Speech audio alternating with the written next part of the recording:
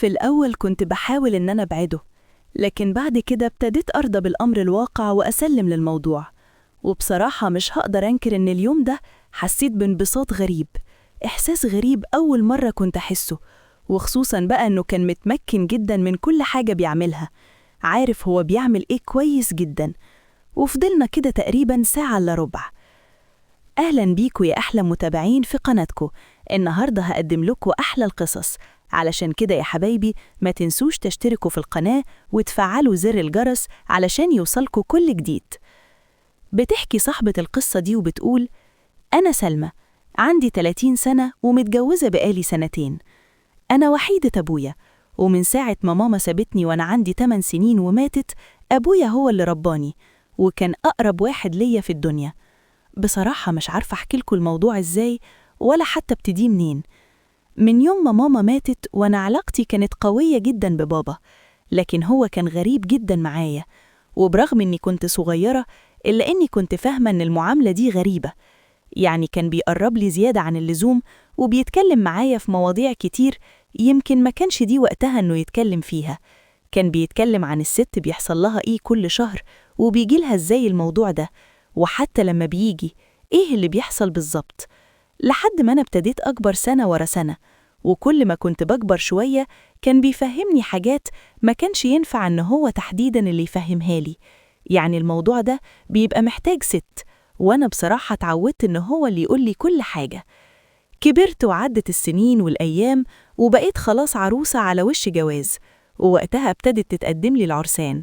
لكن أي حد كان بيتقدم لي بابا كان بيرفضه حتى من غير أي مناسبة. ما كنتش عارفة إيه السبب، وكنت كل ما أتكلم معاه يقول لي: أنا بغير عليكي، أنا مش عايز أي حد في الدنيا ياخدك مني.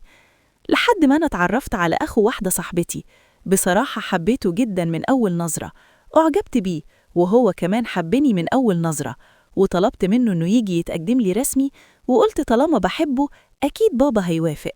وفعلا أخو صاحبتي قرر إنه يجيب مامته وباباه وأخته ويجي علشان يتقدم لي.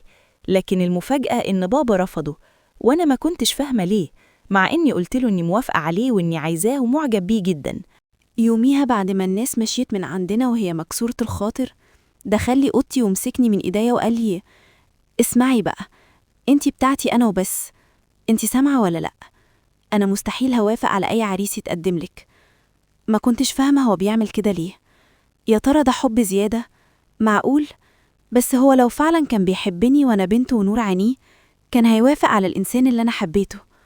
أنا بنته الوحيدة، وبرغم إن في ناس كتير جدا من الجيران والقرايب اتدخلت، إلا إنه كان بيرفض الكلام في الموضوع ده نهائيا. لحد ما في يوم خرج وهو زعلان مني واتأخر بره جدا، لكن لما رجع كان مش داري بنفسه. قلت له: مالك يا بابا؟ انت شارب حاجة ولا ايه؟ قال لي: قومي تعالي معايا. قلت له: اجي معاك فين؟ قال لي: بقولك اسمعي كلامي، قومي تعالي انا عايزك. وخدني من ايديا ودخلني معاه على اوضته. ساعتها ابتدى يعمل حاجات غريبة انا ما كنتش فاهمة، لكن انا طول عمري اتعودت اقول له حاضر ونعم على اي حاجة بيطلبها. واليوم ده انا فعلا ما كنتش عارفة اعمل له ايه عشان ابعده عني. كان بيعمل حاجات غريبة ما كانش المفروض انها تحصل منه. في الأول كنت بحاول إن أنا أبعده، لكن بعد كده ابتديت أرضى بالأمر الواقع وأسلم للموضوع. وبصراحة مش هقدر أنكر إن اليوم ده حسيت بانبساط غريب، إحساس غريب أول مرة كنت أحسه، وخصوصا بقى إنه كان متمكن جدا من كل حاجة بيعملها، عارف هو بيعمل إيه كويس جدا. وفضلنا كده تقريبا ساعة إلا ربع، وبعد كده قمت أنا عشان آخد دش، وبعد كده دخلت أوضتي وفضلت أفكر طول الليل: يا ترى هعمل إيه؟ أنا كده ما ينفعش أتجوز أي حد، لازم أفضل معاه هو وبس. وفعلا تاني يوم كلمت الإنسان اللي تقدم لي، أو بمعنى أصح الإنسان الوحيد اللي تقدم لي، اللي قلبي دقله. أنا أيوة في ناس كتير اتقدموا لي، لكن هو ده اللي قلبي دقله، وهو ده اللي أنا ما كنتش قادرة أبطل تفكير فيه. لكن طبعا بعد اللي حصل بيني وبين بابا ما كانش ينفع أبدا إن نتجوز. لكن مع الأسف في الفترة دي ابتديت أتعود على اللي بابا بيعمله، وبقى كل ده بيحصل كل يوم بصفة مستمرة، لدرجة إن اليوم اللي ما كانش بيحصل فيه حاجة كنت أنا اللي بطلب منه وأقوله إني عايزة الموضوع ده جدا. وبصراحة كده من ساعتها وأنا حاسة إن أنا دايما تعبانة، وما كنتش عارفة أنا حاسة بإيه ولا تعبانة ليه. علشان كده قررت إني أروح للدكتور، وفعلا رحت للدكتور، وهناك الدكتور صدمني لما قال لي إني حامل في شهر. ما كنتش عارفة أعمل إيه بجد، كنت هتجنن. كنت فاهمة إن اللي حصل ده مستحيل يخلي الموضوع يوصل للحمل، لكن الموضوع بصراحة كبر وما كنتش عارفة أعمل إيه. كنت هتجنن وأنا بفكر يا ترى اللي أنا فيه ده هيوصل لإيه. جريت على البيت ورحت عشان أتكلم مع بابا، ووقتها قلت له كل حاجة، لكن لقيته بيقول لي انتي أكيد اتجننتي، مفيش حاجة من الكلام ده، واللي في بطنك ده لازم ينزل. لكن أنا خفت على نفسي، ما كنتش عارفة أعمل إيه. وهو قال لي اديني فرصة 2-3 لحد ما أشوف دكتور. وأنا بصراحة خايفة جدا يحصل لي حاجة. يا ترى حد عنده حل لمشكلتي غير الموضوع اللي بابا بيقولي عليه أو الحل اللي هو جايبهولي؟ أنا هستنى كل تعليقاتكم، لو في منكم حد عنده حل ياريت يقولهولي. القصة الجاية حقيقية، وصاحبتها طلب عدم ذكر الأسماء. صاحبة القصة بتحكي وبتقول: أنا اسمي مريم، وفي يوم لقيت مركز مساج محتاج بنت تشتغل فيه. الحقيقة أنا كنت محتاجة الشغل جدا بعد ما اتطلقت، ورحت فعلا أقدم، ولقيت المركز ده فخم جدا. أول ما صاحب المكان شافني قال لي: بصراحة انتي شكلك حلو وجسمك حلو، واحنا هنا بننقي البنات الحلوين عشان بيبقوا واجهة للمركز بتاعنا. قلت له: بس أنا مطلقة. لقيته اتبسط جدا وقال لي: ده أحسن بكتير، المطلقة بيبقى عندها خبرة وبتساعدنا أكتر في الشغل اللي هعرفك عليه بعدين. استغربت وقلت له: وإيه دخل الجواز والطلاق بالشغل؟ قال لي: بعدين هتعرفي كل حاجة.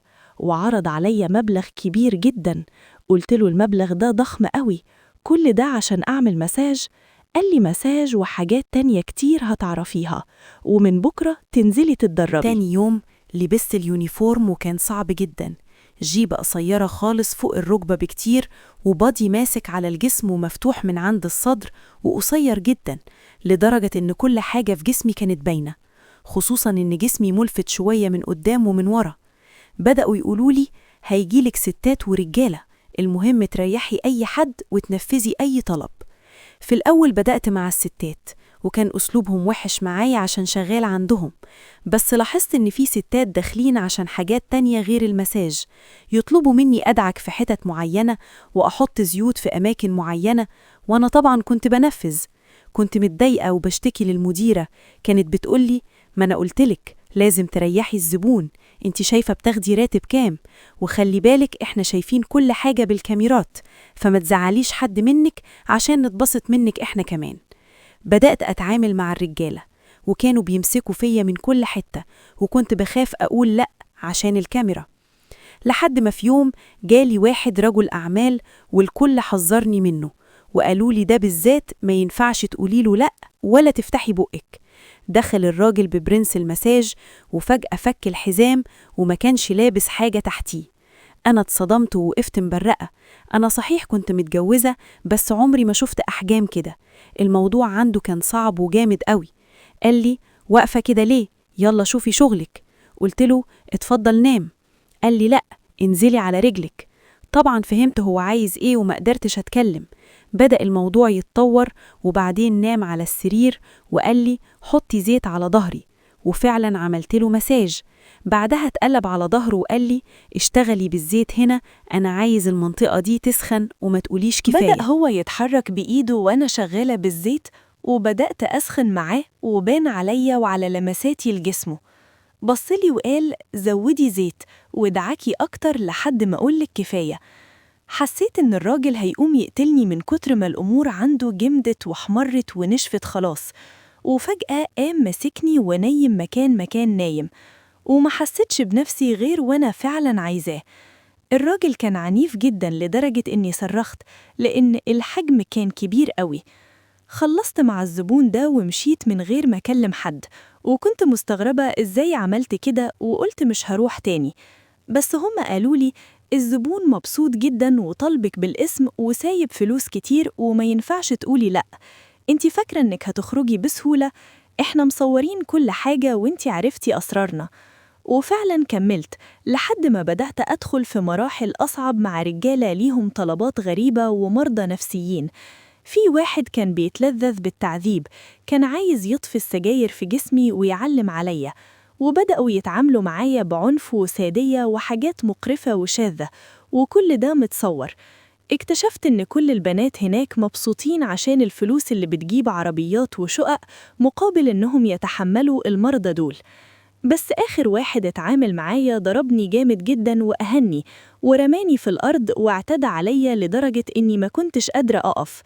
يوميها حمدت ربنا إني خرجت من تحت إيده وأنا عارفة أمشي على رجلي. اللي حصل خلاني أقرر إني مستحيل أرجع، وقلت لهم اعملوا اللي تعملوه، ودوني في أي داهية، بس مش هشتغل الشغلانة دي تاني.